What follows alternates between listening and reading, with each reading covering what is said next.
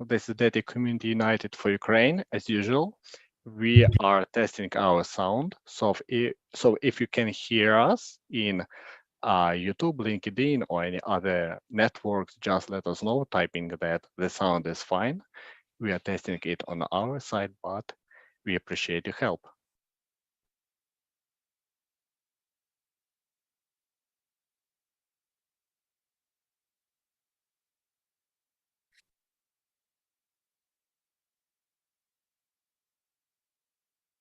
All good. YouTube, LinkedIn, or any.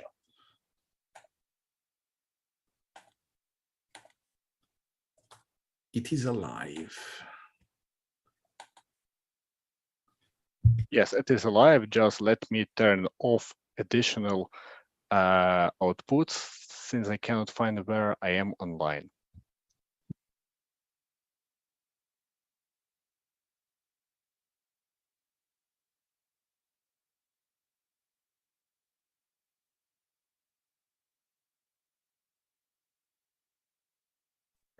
Okay, hello again. This is Bogdan Maharos and Data Community United for Ukraine, and thank you for coming today. Today is our 7th day of the conference marathon, taking 3 weeks, 9 amazing speakers, and speakers all over the world.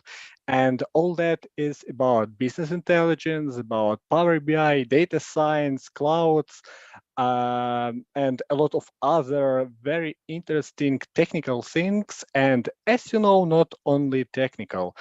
So during our sessions, we are collecting funds for our Marine units, the guys who are defending our country everywhere. And as you know, Marine units are working in the hottest places in Ukraine. So the thing is, they need an additional equipment, and we are collecting funds for a drone, Mavic 3, and people from Ukraine know it very well. So now we have almost half of the price for that, and the price is about $3,600 dollars for that, and we almost have the half of the price. So don't hesitate to donate. All funds are going directly into one of the biggest Ukrainian charity foundation, Come Back Alive, which in Ukrainian we call Poverny Živim. So a lot of people know it, and you can track the collection progress. So everything is transparent, so you can see everything on your side. So you know that the copters are the eyes for our army, so it's very important for for them. And any even very small donation could be an important investment for our defenders. All of them have to come back alive when the war is over, and this is the thing that support them very well. And as I said, the conference takes 3 weeks, and you can watch us from different platforms like YouTube, LinkedIn, Facebook, Twitter. But if you press notify button on our YouTube channel or press subscribe, so it helps you not to miss our events and to be notified if we start the stream. So, and usually on the under the video in YouTube, in the description section, you can see the registration form for Eventbrite platform, and we are also raffling nice gifts for the participants who are registered on the Eventbrite. So don't hesitate to register, and we have some nice gifts. And today we have a lot of people joining our session as usual. We have Melissa Coates, a very amazing speaker. We'll introduce her a bit like in a few seconds. We also have Ricardo Cabral, Andrea Melancia, and Diane Sarka, who are usually coming to support us, to be with us. And thank you for being with us. And Andrea, if you words, or Nothing today?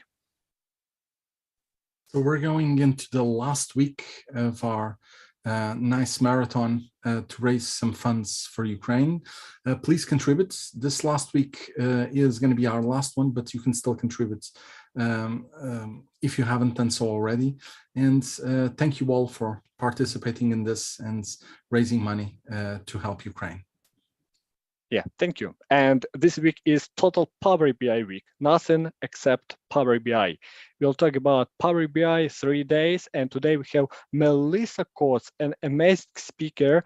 You can remember Melissa from our previous sessions from Power BI on Air, and Melissa is the owner of the Coates Data Strategies. Her current professional focus is the enterprise level Power BI governance, deployment, security, and administration. And Melissa is the creator of the Power BI deployment and governance online course, and she is the principal author of the Microsoft Power BI adoption roadmap. It's very interesting. And she's a co-author of the Planning a Power BI enterprise deployment white paper. So if you want to know a lot about administration, you should watch Melissa. She knows that, and she knows a lot about it. Melissa, your turn. What we're going to talk about today? Well, hi, thanks for having me. And we are going to talk today about security in Power BI. So if you would like a copy of the materials that you're about to see on my website, which is cotesdatastrategies.com, or you can use cotesds.com for short. On the presentations page, you will be able to grab these materials if you would like to have them. Thank you for that nice introduction. I have absolutely nothing to add. Here are some additional links to finding more information about me. I guess the only thing I will add is that enterprise deployment white paper that you mentioned, that's the one I co-authored with Chris Webb, who is talking in this conference tomorrow. We are updating and replacing all of that content in something called Power BI implementation planning. So if anybody's interested, we can talk more about that at the end. But here's what we have planned for today's session. All about security with a focus on the Power BI service. Basically, I'm going to start with a bit of an overview. We're going to talk about these layers of security. And then we're basically going to step through some of the key pieces of security: workspaces, sharing, apps, row-level security. We're going to tie it all together towards the end with some suggestions and strategies. At each one of these sections, we can pause, see if there are any clarifying questions. So I'm going to rely on Bodan and others to help field those questions for me. I do want to mention this is a fast, almost intermediate session. I am not covering all of the fundamentals in detail. And I mention that so that if you need me to elaborate on exactly what I mean by something, feel free to pop that in whichever platform you're in, and we'll do our best to kind of double back. Now, security is a massive, massive topic. There are a whole bunch of aspects of security that are not in scope for this session. So just as a frame of reference, that there's a bunch more stuff to learn that we just don't have time to cover here today. All right, let's jump in with just a few concepts and some terms that you are going to hear from me in this session. So we have two types of workspaces. There is a personal workspace and a standard workspace, or just a regular workspace. I always want to qualify it. These here used to be called app workspace, and Microsoft has stopped calling them that, and I still have this tendency to want to qualify them. But we have these two places to store content. So the primary purpose of a workspace is to store content and things like data sets and reports like I'm showing here. But it is more than that. One of the biggest purposes of a workspace is to allow people to collaborate on content. Here I'm showing a data model owner and a report owner and a tester and that sort of thing. And where you see me going with this is as we start to get more people involved, there are security implications, of course, when we need to use this platform to collaborate. We can also use a workspace as a way to distribute content for very small and informal teams. And if you don't quite get what I mean by that, I promise you will throughout the course of this session. So you just heard me say collaborate, distribute. Let's clarify exactly what I mean by these terms. Sharing can really be used two ways. It's literally a feature in the Power BI service. And I've started calling it, and the Power BI team has started calling it per item sharing. And that's really the key here. And we're going to talk about securing sets of items versus individual items. But watch out for how people use the term sharing, because they might be literally talking about the feature, or they might just be speaking generally as in, share that with you, but they're going to use a different mechanism than the literal feature. So just kind of watch out for that so there aren't misunderstandings. When we say distribute content, that's really just a general term for delivering content. And by the way, I didn't make up these these terms. These are how the Power BI team sees the world. This is how it was explained to me by a product manager a couple of years ago. So these aren't Melissa terms. So usually if we're talking about distributing content, we're talking about an app, but really it's just a general term. And collaboration, just a general term for people working together. People can do that just in Power BI desktop in a file, or they can use a workspace for that kind of thing. We've got all of these different ways for people to view content. Our two workspaces, an app, or the per item sharing. So they each basically have their own strength and what they do best and when they're best suited to be used. And this is a security session, right? So we're not really going to focus heavily on that. But before I just jump 3 steps ahead, it's worth mentioning that really the primary purpose for each one of these things, if we're in a personal workspace, it's really just personal BI we should be doing. We'll talk more about that in a minute. If we're in a standard workspace, we should be doing team collaboration type of work. If we're using an app, we're usually talking more about broad content distribution. And if we are using the sharing feature, we're usually talking about distributing one individual item like a report. And we're going to elaborate on all of this in the remainder of the session. That's just a little bit of level setting in terms you're going to hear from me. Now, the other thing that's a little bit of a factor, and the last thing that I want to cover before we jump into the security side, is this idea of content ownership, because it has a huge implication on security, which means it has a huge implication in how you decide to use the Power BI service. So over here on the far left, we are saying that the business owns and manages all of the content, and that is the data and the reports, right? On the far right, we're saying that some sort of enterprise BI team, or maybe even an IT team or your center of excellence, is owning and managing the data and the reports. We like to say managed self-service BI, or this blended approach, is the ideal because the data is centralized and the reports are decentralized. And that is all absolutely true. What I'm here to tell you is that those patterns can be used by, even if we're doing business-led self-service BI on the left, the same patterns can be used.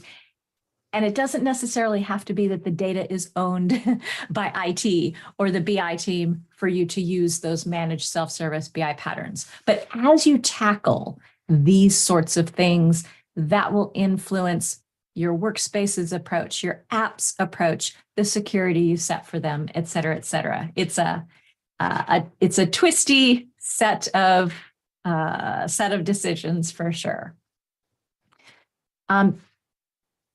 I'll pause and check for questions as soon as we cover this section here, because this is our last little quick overview session. So here I just want to introduce this idea that there are layers of security. So just to make sure you're with me before we start to go deeper on each section. The first thing that we want to think about is that when we can, we want to set permissions on a set of artifacts. And in the service, there's basically two ways we can do this. The first one is if we use workspace roles, and we have these 4 roles: admin, member, contributor, viewer. 3 of them allow you to edit at different permission levels. 1 of them allows you to view only. I said earlier, we aren't going into gory details on these fundamentals, so hopefully that's a familiar concept to you. The app is the other way to set permissions for a set of artifacts. We're going to talk more about this when we get to the apps section, especially the new audiences feature, which is very cool, and I'm going to demo that for you as well. Apps are always read or view only permissions. The thing is, these are the 2 ways that we set permissions at a set level. But an app truly is a separate level of permissions. It's never inherited from the workspace. It is truly set separately. And that's a really important concept because other stuff is inherited. So if we move on to per item permissions, let's say we've got individual items like a data set or a report, for instance, okay? When we want to set per item permissions is when we want to truly impact one and only one item. So per item permissions can be assigned directly, for instance, to this report if you wanted to, for instance, provide read permissions to it. They're also inherited from either workspace roles or app permissions. So very important concept there as far as getting permissions that are inherited. And as we go through the demos, you're going to spot some of that that's happening. So we've talked about the set. We've talked about the per item. And if we go now to our 3rd layer, almost a 3rd layer of defense, you could think about it. And that is when we start to think about something like row level security or object level security. And the idea here is that you've got the same set of data that shows different data to different people based on what they're allowed to see. Maybe person A is allowed to see the East region and person B is allowed to see the West region. And so we're going to talk more about RLS towards the end of this session, but think of that as your 3rd layer that does something different than the access permissions that we talked about earlier. So we might have the set of artifacts, the one artifact, or the different data results, kind of those 3 layers we just talked about. And then we have all these different types of users: who authors data, who authors reports, and who consumes content. So you have all these different combinations of ways that we can use permissions to satisfy the needs for these different groups of people. And as you would expect, the number of people gets larger as we move left to right on this diagram. Final point is that as we're looking at our 2 types of authors and our consumers, we don't want to make things harder than they need to be. But we do want to follow the principle of least privilege, which really just asks, what's the minimum level of security that we can set that won't prevent someone from doing their job? And when we get into looking at some demos, the way the Power BI service tries to make things very, very easy for everyone, certain things are checked by default, which makes it easy to over-provision permissions sometimes. All right. We're next going to start stepping through workspaces, apps, sharing, etc. Before we do that, are there any high-level questions that we wanted to tackle before we move on? So no questions so far. The only thing we have is a comment. So someone mentioned that's always loved the slides, referring to the slides about the 3BI content ownership approaches. That's the only thing I have. Love it. Yeah, I tend to have to bring that up in every single presentation I ever do because it's such a core fundamental concept. And thinking about who owns and manages that content, also along with who's going to view and use the content, just factors in so heavily to how we make decisions. All right, so before we talk about personal workspaces, in the Power BI service, all of us, each one of us have what we would think of as a personal workspace, or translated in the English language, my workspace. So this is where we can publish content. An administrator can't turn this off. So this is available to every individual person, but only one person, the owner of the workspace, can manage content here. So using my workspace is a good alternative to if someone, for instance, was just sharing PBIX files on a file system. It is a good advancement from that, but it is really only used for, or best used, I should say, for certain kind of situations, those personal projects that you have, or if you're working on a proof of concept or something temporary that isn't ready to get published out to a standard workspace. Now, you might also have a development standard workspace where you do this kind of stuff, and that's okay too. But this should be kind of your private area. The big takeaways for personal workspaces that I want you to know is that mission critical content should not be there. Although we can share content from my workspace, we shouldn't in most cases. And that's really because only one owner can manage that.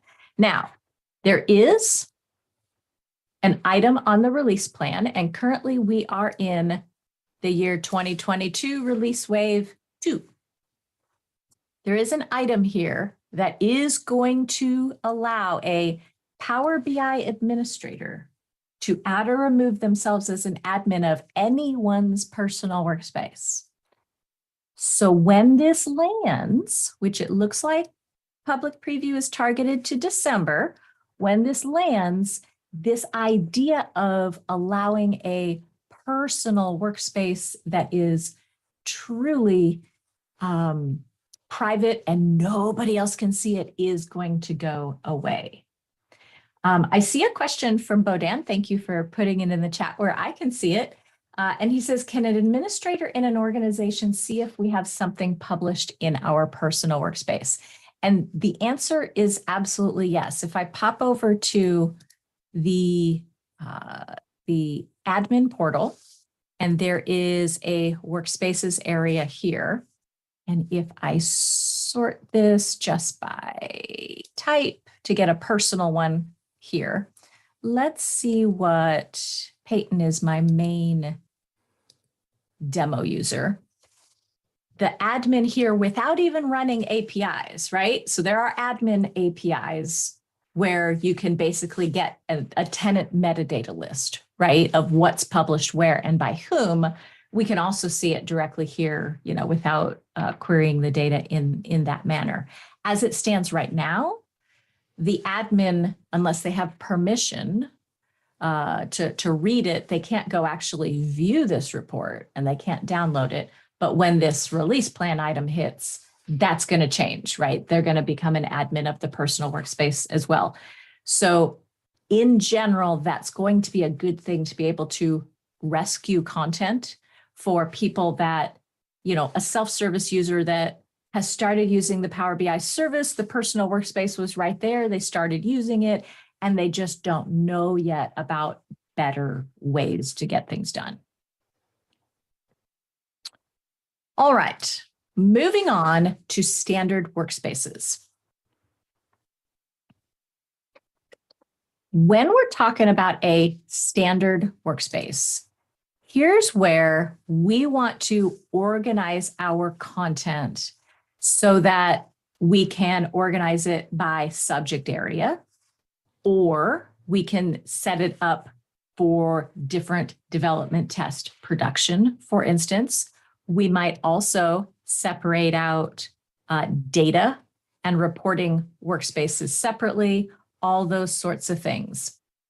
There is a set of guidance called, well, let me backtrack a second. The Power BI Adoption Roadmap is something that Bodan mentioned at the beginning. Matthew Roche and I authored that. It's got a lot of really helpful information. We are now in the middle of publishing something that's called Power BI Implementation Planning. And it's a work in progress. We're publishing one section at a time. And one of the things that I think you'll find most helpful is the workspace planning guidance. So just a heads up that this content is there. Information protection just landed a few days ago. Security, that one's coming. It's in the middle of being written right now. So probably be there in, about a month. And I see the question about, can we disable the use of personal workspaces? Nope, you cannot disable it. The best thing you can do is you can teach your users how to use personal workspaces effectively. All right, so we have, let's say conceptually, a couple different data workspaces. One that we say is going to store data flows and one that's going to store data sets. And I'm going to tell you in a minute why this is a pattern you might want to follow. And then I've got some reporting workspaces on the right. And doing these types of things really helps when you have different sets of people who develop and maintain these types of content, or who are responsible for managing the content. So we fundamentally need different security so that every single person that's allowed to publish a report can't also overwrite all the data sets, right? That doesn't follow the principle of least privilege. So if we think first about our data authors, and those are our people that create data sets, data flows, and data marts. Here I'm just showing one data set to keep it simple. And they would have on this data workspace, they would have a workspace role of admin member or contributor. Or they would have the new write permission on the individual data set. So we're going to talk more about that later, but just to clarify now what that is, because this write permission is very new. So I like to organize and structure workspaces where we can say the set of content in this workspace is secured in a certain way. But there are people that are of the opinion, it's not wrong, right? In IT, there's 18 different ways that we can do any of this stuff, right? But it's not my favorite way to do things. But some people like to have data workspaces that have a lot of different data sets in those workspaces. And then what you could do is use this new write permission on each individual data set to manage it that way instead of the workspace role. Because if you remember, the workspace roles always affect everything in the entire workspace. So think of the per item permissions as an exception to workspace security. All right, so the data author has permission on the data workspace. Moving to your report authors, these are your folks that create reports and visuals, right? So they need to be able to query that data, but we don't want them to be able to overwrite that data set because they're not responsible for managing it. So the first thing that they would need is a workspace role down here on the report workspace. So same thing as before, admin member or contributor, depending on what you want them to be able to do. And then here's where the magic happens. They get the build permission on the individual data set over in the data workspace. That is a per item permission. So I do realize the inconsistency of what I just said and what I'm about to say, build is always set on the individual data set. So on the data set, if someone has a workspace role of admin member contributor, build is already implicit because you can read it and edit it. But if you only have read on the data set, build is an additional item to it. So this is how you would accomplish not over provisioning permissions for people that only need to produce reports. Advantages of this: A, you have clarity on who's responsible for what, right? Who's allowed to edit this, who's allowed to view that. So it helps us from a roles and responsibilities perspective. Means we don't have to rely on the honor system that somebody says, I promise I'm only going to touch the reports. I will never touch the data set. And in some small teams, that might be just fine. You don't need to make it harder than it needs to be. But if we are trying to accomplish managed self-service BI, that middle column that we started with a few minutes ago, this is a great way to make that happen.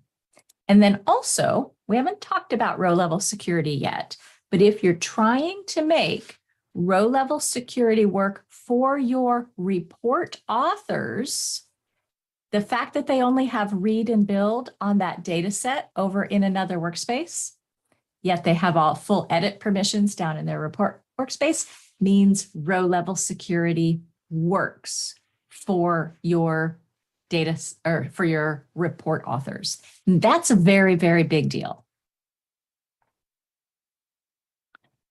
On my website, I've got a whole bunch of workspace planning criteria. I'm not going to take time to review them now, but fundamentally, we want to think about what's the content, who's it being delivered to, who is going to manage it, and how are we going to deploy it. So you can see that security type things kind of traverse these multiple categories. There's a link to the blog post there. But that's kind of a good set of criteria to help you figure out, gee, when do I need one workspace versus multiple workspaces? We have our 4 roles. Think of the admin member contributor as roles that align very well with people who need to collaborate. So they're the ones doing editing, testing, or deployments. And then that viewer role is okay if you've got a small informal team.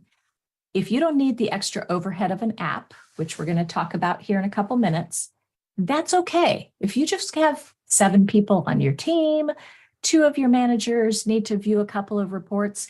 If you want to have an app, that's fine. If you want to keep it simple and use the viewer role in a workspace, it's fine too.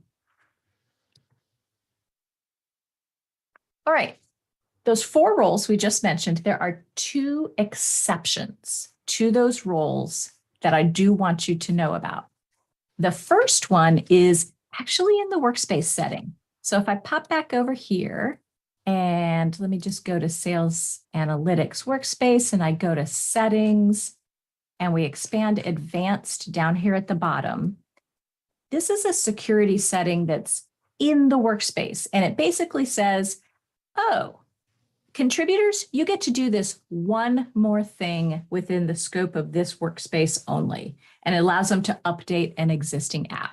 So it means that you're a contributor and you're not going to get to do everything a member can do, but you can do this one more thing. So that's one thing to know about that workspace by workspace could make the experience slightly different. And then there's this tenant setting that's called block republish and disable package refresh, which is a very confusing sounding name. What this does is it says only the dataset owner is going to be able to publish or overwrite an existing data set. So everything we just talked about was, oh, you need a workspace role or you need that data set write permission. At no point did I say, if I pop over to a data workspace and we go to the settings, and we go look at a data set. This data set has been configured by, that's my demo user junk account.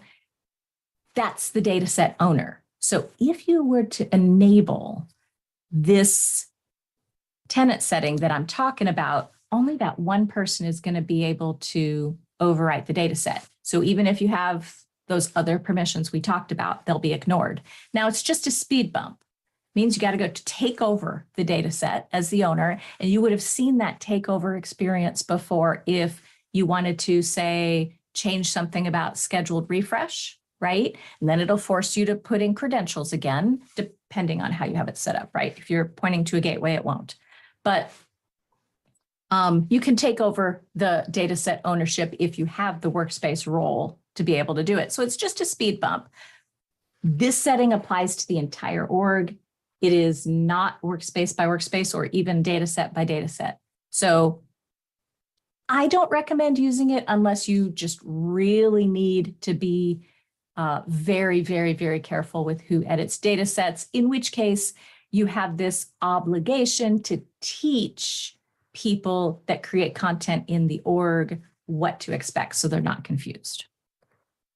All right, to wrap up this section, watch out for having too many people who have workspace edit roles. I still remember getting acquainted with a new client. I'm looking around their Power BI environment and I see something like 50 workspace admins in a workspace. And I had to put on my diplomacy hat to ask, what in the heck are you doing? So that just increases your risk that unintended things are going to happen. So, try not to do that. Workspaces that are broadly defined and you put a lot of unrelated content in there, the more that you do that, the more you'll have to rely on per item sharing because you can't rely on the workspace or the set-based options for a workspace or an app since you have all this unrelated content. That dataset build permission that we said your report creators will need is automatically inherited for anyone with workspace contributor or above permissions. And row level security is always ignored for people that have those workspace permissions or the dataset write permission. So that's a very, very common source of confusion that, somebody is trying to view it in the service, it's not working, and if you have edit permissions. So again, that's separate data sets, the separate workspaces that we talked about is a great solution to that particular problem. All right, moving on to per item sharing.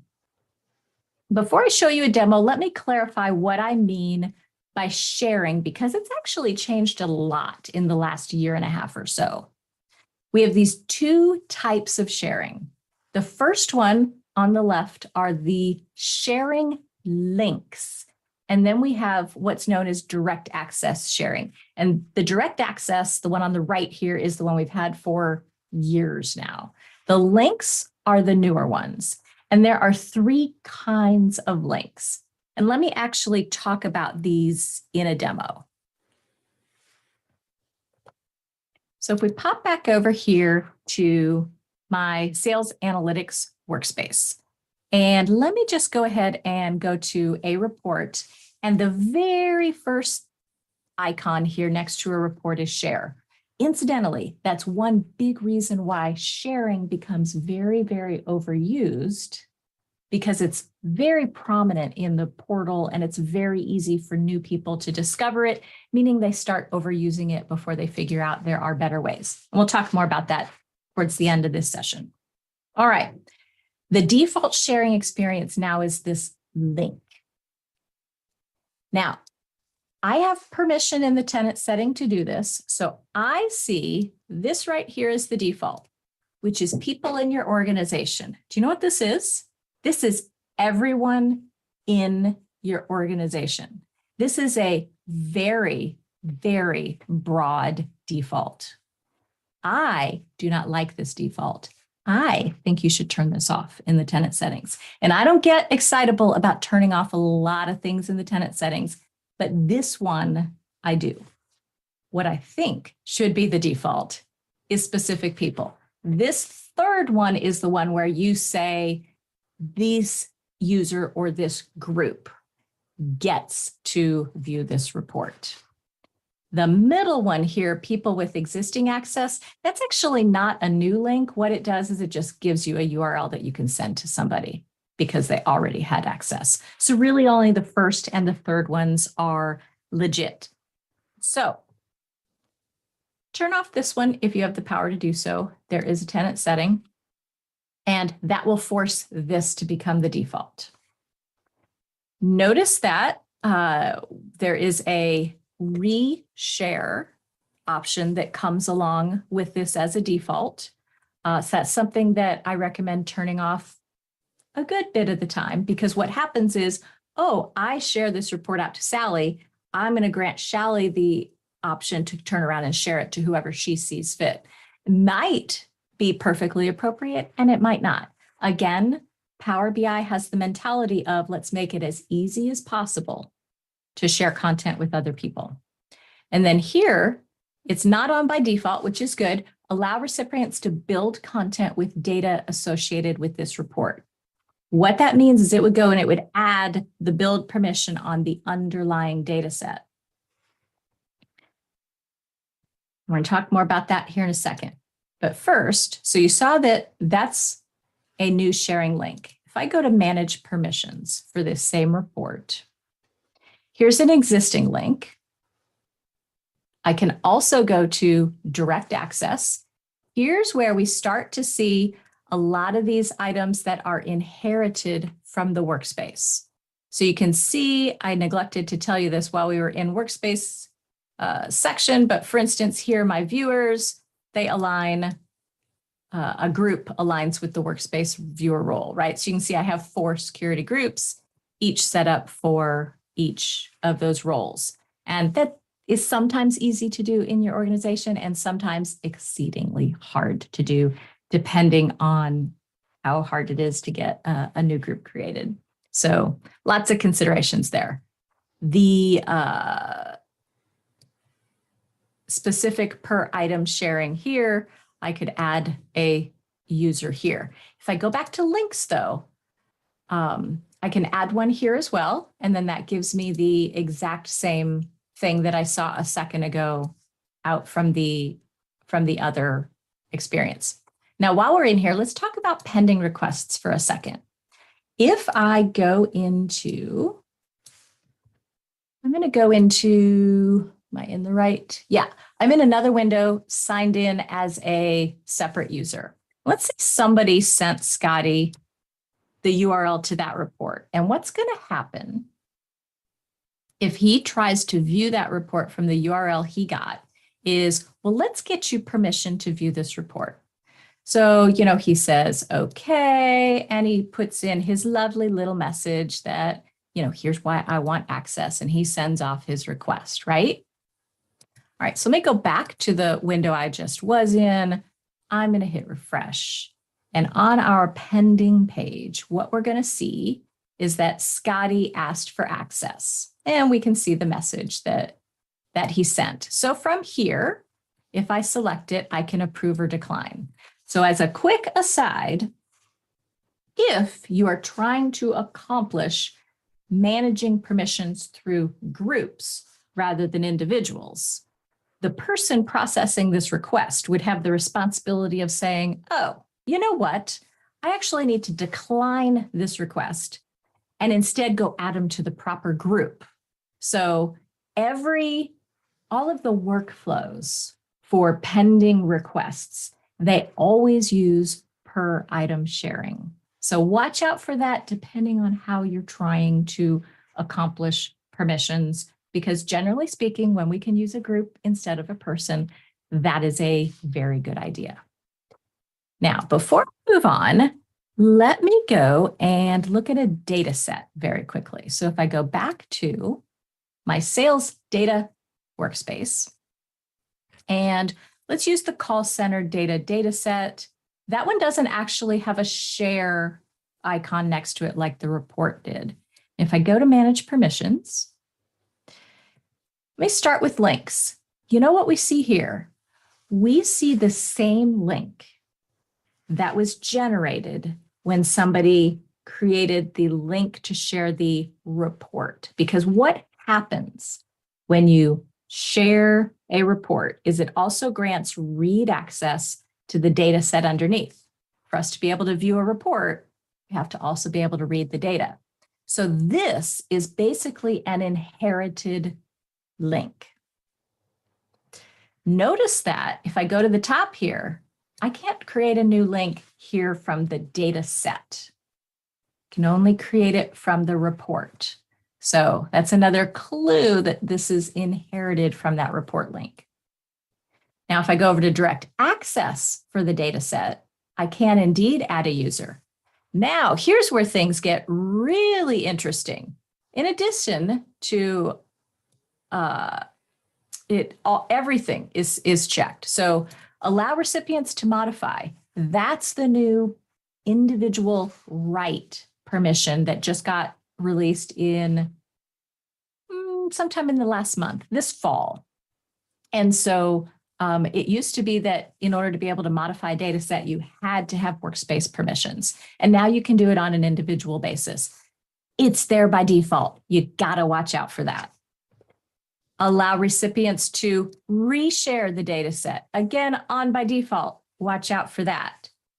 Allow building new content. That's that thing we talked about earlier that's targeted to your report creators that may or may not be necessary. So lots and lots of assertive defaults.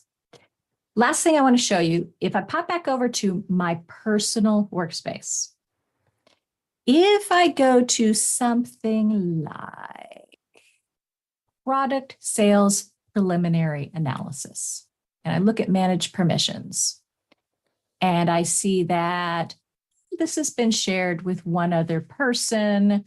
This is a good example of using per item sharing out of my workspace, right? It's a preliminary analysis. I want my colleague to see it. That's perfectly fine to do. If I go back to my workspace and I go find something like Southeast Sales Division monthly totals, and we look at those permissions and we go to direct access. This is a bad example of sharing out of my workspace. Not only are we allowing the entire sales and marketing department to view this content, we've also allowed the reshare so that anybody in sales and marketing can turn around and share this report with however they see fit, meaning it's sitting in my workspace and somebody else can turn around and share it out. And maybe that's fine, but this to me feels like risk and the kind of thing that you want to relocate over to a standard workspace. All right. Let me check and see. I see a couple of questions. Thank you for posting them for me. What would be the best approach to govern individual user permissions, mainly for write and build permissions?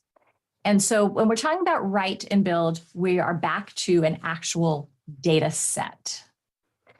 And that's where my preference for who can edit this data set right here. By the way, I'm in a data workspace, right? That means the purpose here is to house data sets and data flows, meaning every single report you see here is only data set documentation, change log, that kind of stuff. They are not quote unquote real reports, maybe data quality reports, that sort of thing. So that's a quick aside. Anyways, managing this kind of data set, my first choice at the workspace level, because it's impacting the set. Second choice is that write permission on the individual data set. The build permission though, it's only a individual per item thing. So it's inherited from people who can edit the content. But that situation where we have our report creators, they're in another workspace, we want to give them read and build on a data set in this workspace, we got to give them build at the individual level. Because if we gave them viewer on the data workspace, that doesn't come along with build.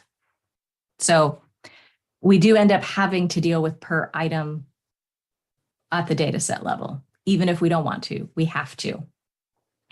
The other question about apps, I'm going to hang on because we're going to hit apps here in just a second. But the short answer to your question is that 100% when you can use groups instead of individuals, especially with apps, especially with workspaces. Sharing, it's less common, right? But even then too, if you can pull it off. All right, so let's wrap up this section with kind of just pulling together a few particular things. One, when is this per item sharing most useful? Well, we want to allow access to only one item. I should probably change this because, of course, build and all that. Usually we think of sharing as a report sharing. Technically, it comes along for the data set. But from a report perspective, you want to allow read-only access to just that one report, for instance, because you don't want them to view everything in the workspace, or you don't want them to view everything in the app. And that is why I always think of sharing as an exception to workspace roles. Same idea with files and folders on a file system, right?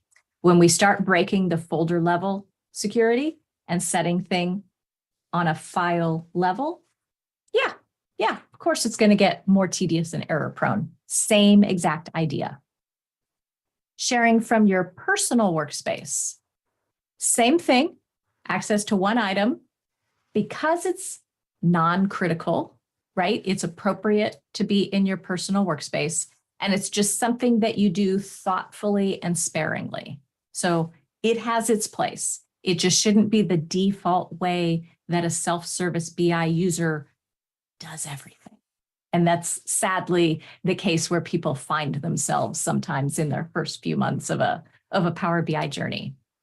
So watch out for when you do use per item sharing a lot. That means if you need to make a change across a whole bunch of items, it can be tedious, and especially if individuals are used instead of groups. It's very, very common that the use of individuals is overused. Even that pending workflow that can only work on an individual sort of even encourages that, right? Overuse of reshare, it's on by default. So a lot of times we're in a rush, right? We want to share something, we go, and that thing is on by default. So watch too much sharing from personal workspaces, that default people in your organization sharing link that is too broad. Two things on that, right? One is if you use row level security, that is your secondary layer of defense to this. There's also an API that I can look it up later if somebody's interested, but it looks for organization-wide sharing or something like that. That's not exactly the name of it. It looks for those oversharing situations and tells you, when has this been done? And then you can basically audit that and make sure that if you do need to leave it enabled, you can audit it on a regular basis and make sure that it's used when you want it to be used. Watch out for allowing build on a data set when it isn't necessary. So a lot of times, if you're just a consumer of a report, you only need read on that data set. You don't need build. Same exact idea with that new write permission. It's called modify on the user interface. A true consumer doesn't need it.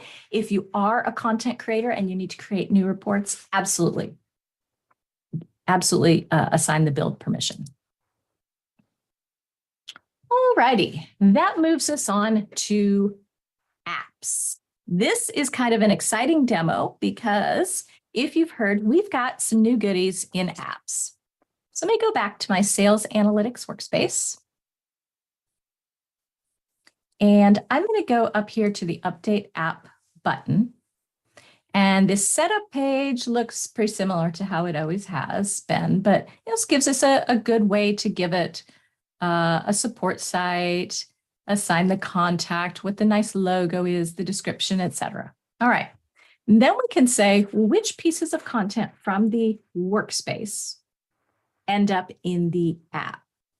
So in this case, I have said there are 4 items from the workspace that should be in the app. This is, by the way, that new experience that just landed earlier this month. So it's still in preview at this point. Really kind of nice. You can see a nice little preview if you're trying to figure out what should I add to the app. This is the replacement for that little yes, no toggle that's over in the workspace that we've had for a long time. So we have 4 reports that could potentially be exposed in this app. All right, here's where the really fun part begins. Now we have audiences. So I have defined a sales leadership audience, and all 4, actually technically this is 3 reports and a URL, this sales KPIs. It goes out to a SharePoint site that defines what the KPIs are. It's a nice thing to do in an app, to add nice links to other resources that go well with your content. But anyway, the sales leadership can see all 4 items here in the app. But if I go to the sales reps audience, notice that the profitability, the gross margin analysis, they don't get to see that. So here's the deal. What that allows us to do now is essentially say, I still have a one workspace to one app relationship, but I can mix and match which things in the app, the content that is, with which target audiences. So if you have found yourself in a situation in the past where you have published the same report to 2 or 3 workspaces, for instance, merely for the purpose of having this different combination of things for your app, because of the one app to one workspace relationship, if you found yourself doing that before, this will solve that.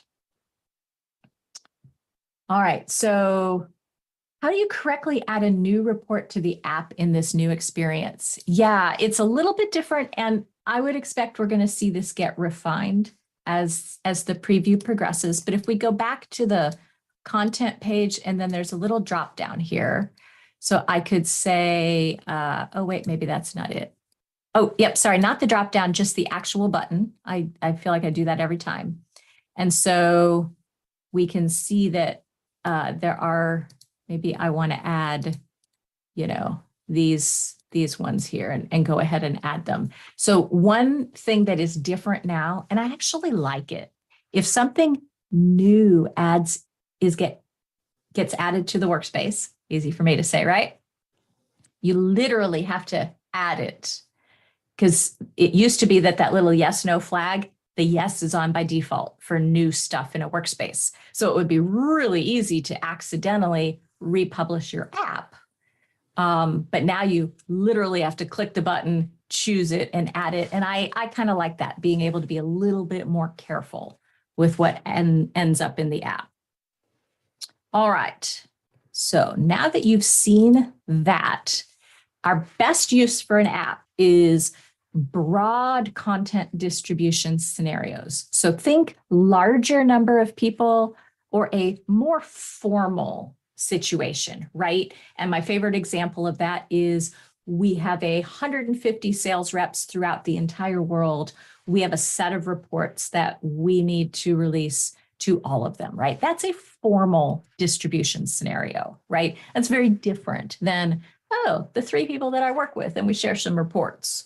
So that's what I mean, this additional formality or the extra layer of an app. So we have separate permissions, and we just saw how they were defined with the audiences in there.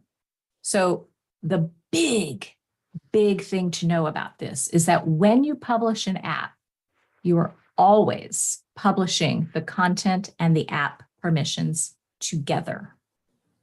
There's one exception to that, if anybody's interested. But when you hit that publish app button, the risk that you have is, I'll come back to that. The risk that you have is that data set changes always immediately take effect. So if you have somebody say, oh yeah, I can be changing this report in the workspace and consumers of the app won't see it until I republish the report, that is true. But it's not true for data set changes. And we really like that behavior for, say, data set refresh.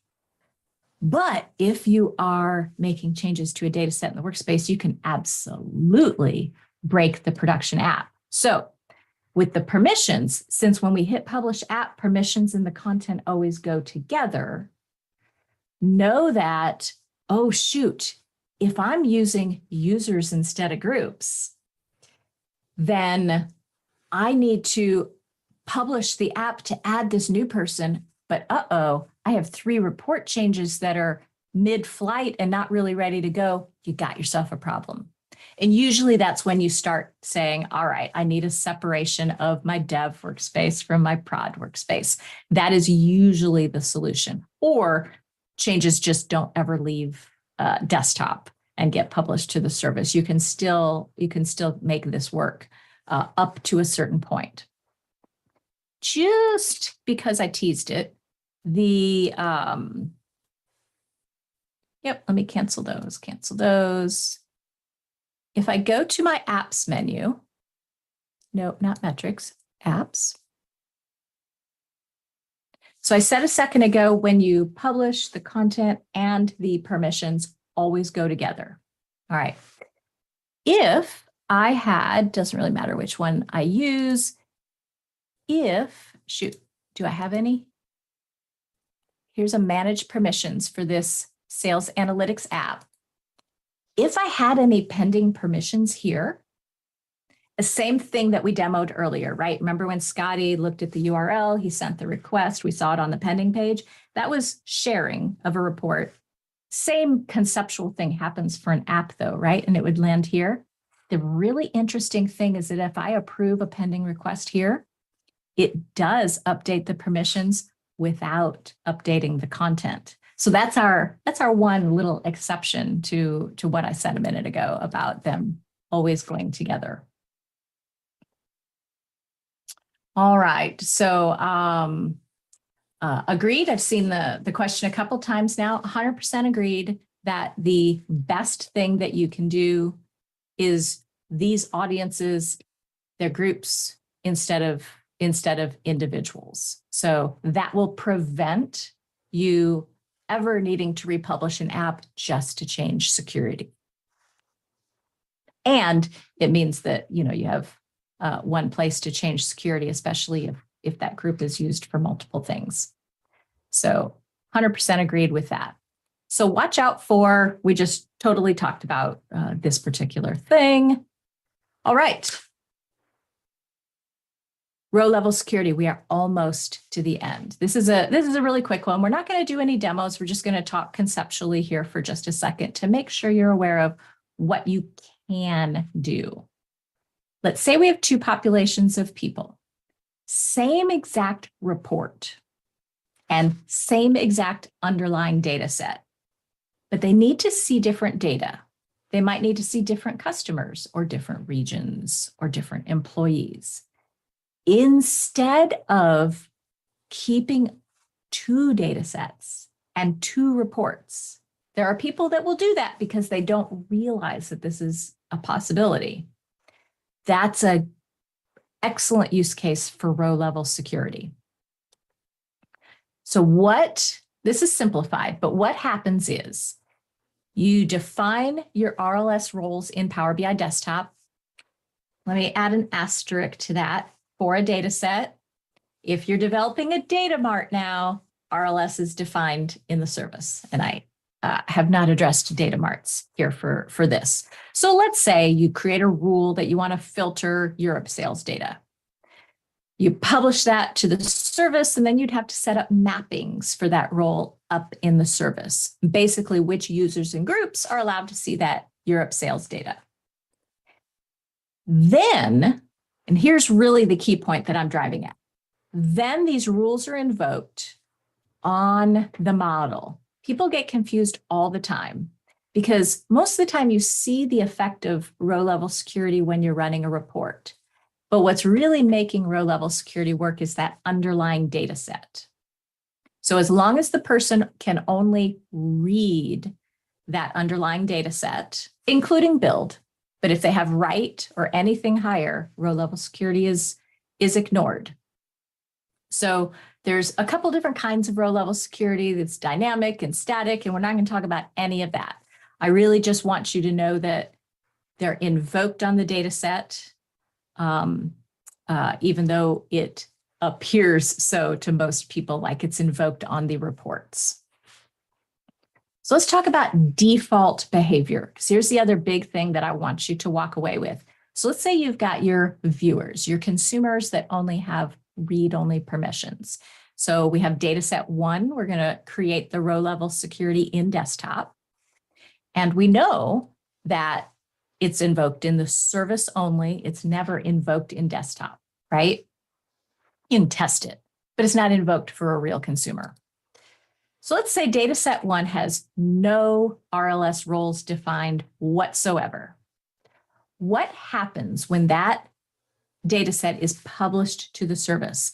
Anybody who's allowed to view that data set, via a report or whatever, as long as they've got read permissions on the data set, they will see all of the data in the entire data set because there's no row-level security on it, right? So they see the entire data set.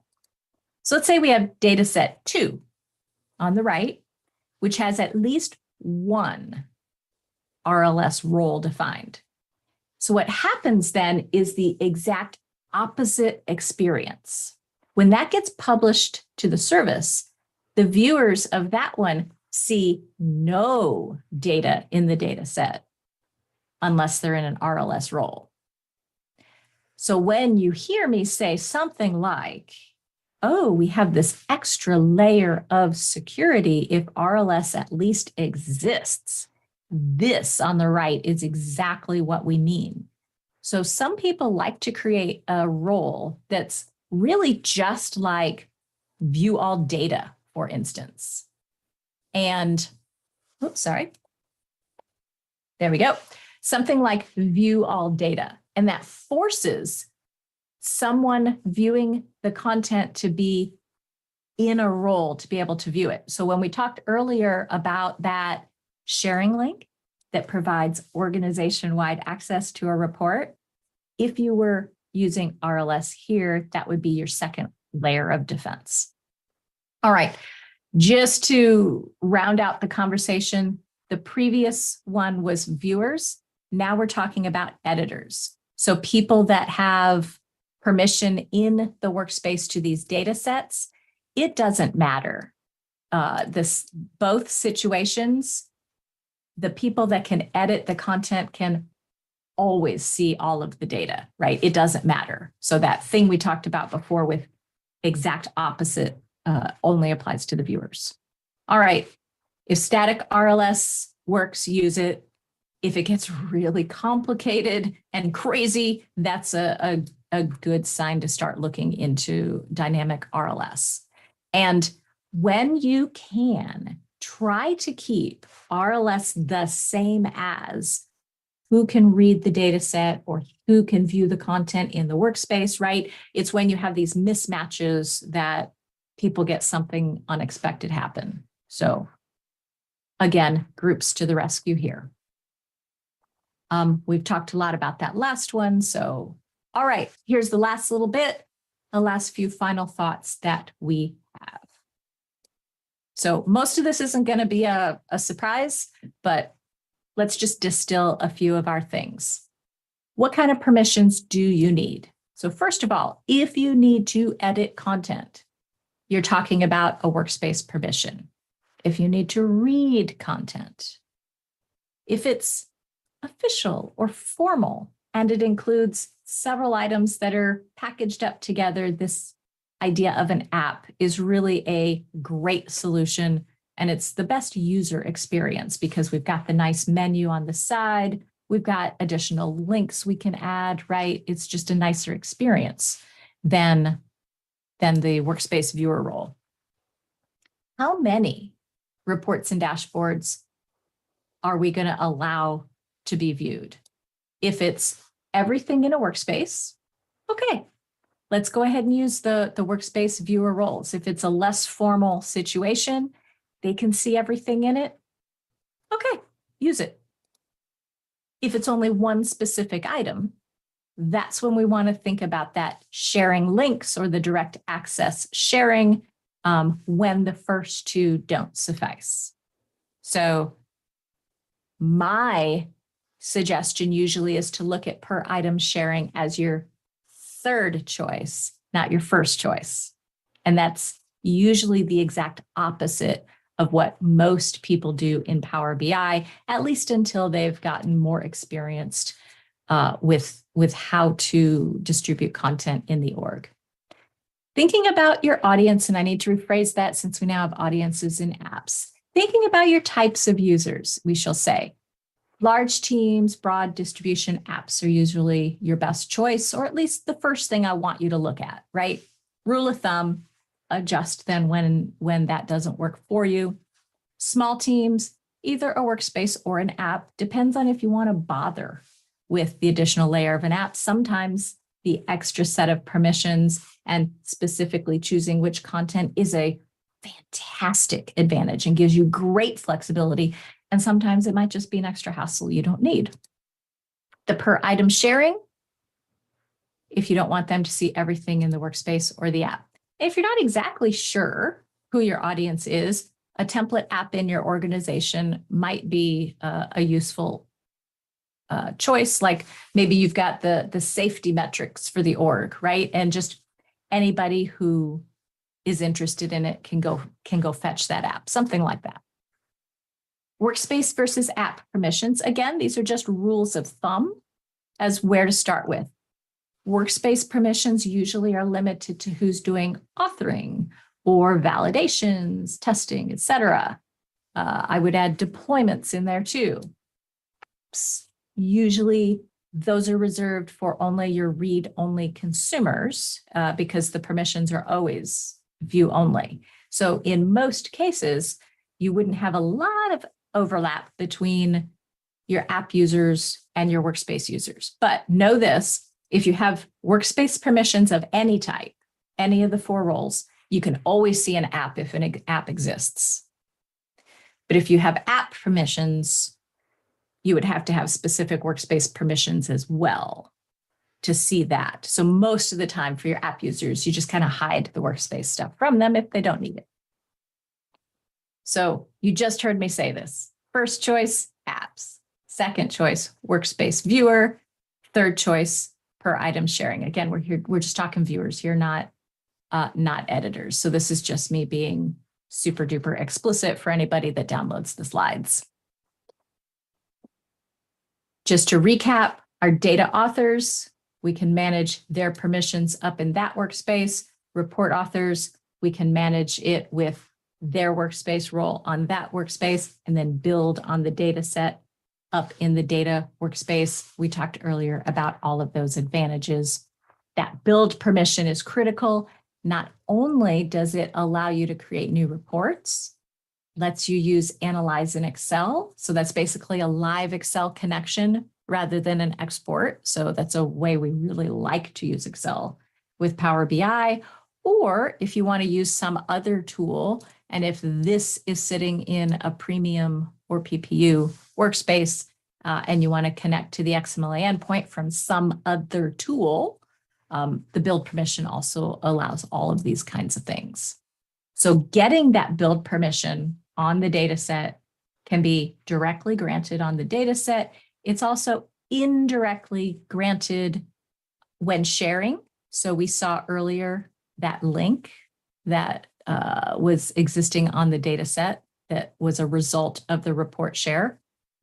It can also be granted when you're publishing an app or those workspace roles. So this is kind of a essentially an inheritance situation almost. So we started out by talking about our multiple layers of security. So workspace roles and apps whenever possible, right? Per item permissions when we need to. And then that third layer of defense with row level security that we can do that on data sets and data marts really is a great way to provide some additional levels of assurances that the right people are seeing this data. All right. So we talked way at the beginning about this being the primary purpose for each. So hopefully that's very clear now.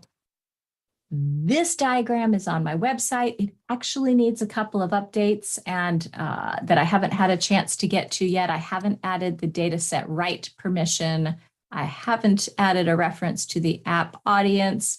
And I think the goals or the metrics needs a little tweaking as well. But if you're looking for, other than those newer things that I haven't gotten to yet, if you're looking for a bit of a summary of, I have a self-service author, what kind of permissions are they probably going to take responsibility for managing? That's the goal for this particular diagram. All right, let's see. I see a question about DMVs. Oh, I don't know the answer. So the answer is about some of the TM schema column permissions and table permissions, and that the DMVs apply to analysis services and some of the dynamic management views that are exposed for a Power BI data set are exposed because that data set really is just an analysis services model under the covers. So some DMVs are exposed. The ones that you're referencing specifically about permissions, I don't know the answer to what the plans are for those. So sorry about that. All right, the next question is dealing with sensitive data. How can we limit the data that can be seen with Analyze in Excel? I think I would rely on all the exact same techniques, right? So access to the data set, and how are they getting access to the data set? Row level security on the data set. I would not rely on a perspective as true security, right? It could be used to narrow down what is seen in Excel as a convenience, but it's just part of the connection string, right? It's just a convenience. If somebody went in and monkeyed with it, they would still be able to see the whole model. So I would not rely on that as a actual security tactic. So whether you're using a Power BI report or Excel, I wouldn't change the security techniques.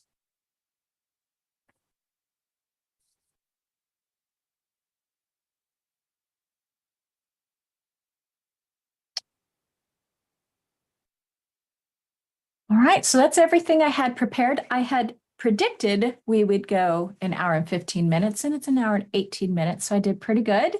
But any additional questions that we want to handle before we wrap it all up? Yeah, Melissa, thank you for the great session. We had a lot of questions today.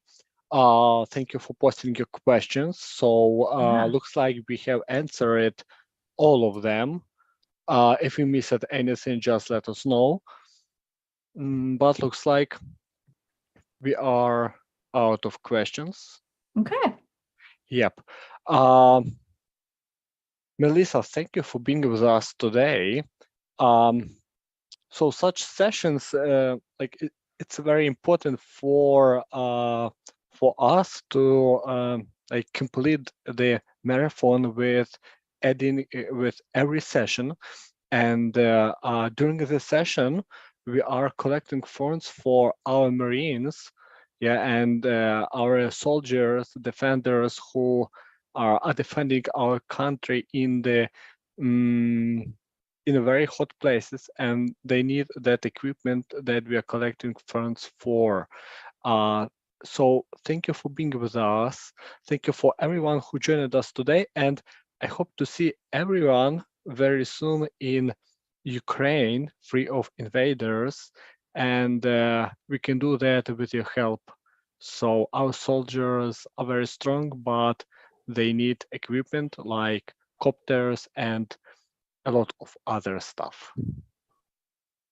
Yeah, thank you for being with us. Well, thank you for organizing it. You guys are amazing. Good job.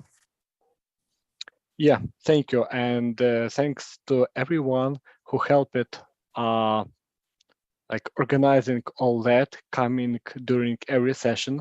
And we have 2 additional weeks on 2 additional days, sorry, on Wednesday and Thursday. So see you tomorrow and the day after tomorrow. Thank you for coming. Bye. Thanks, everybody. Bye now. Bye.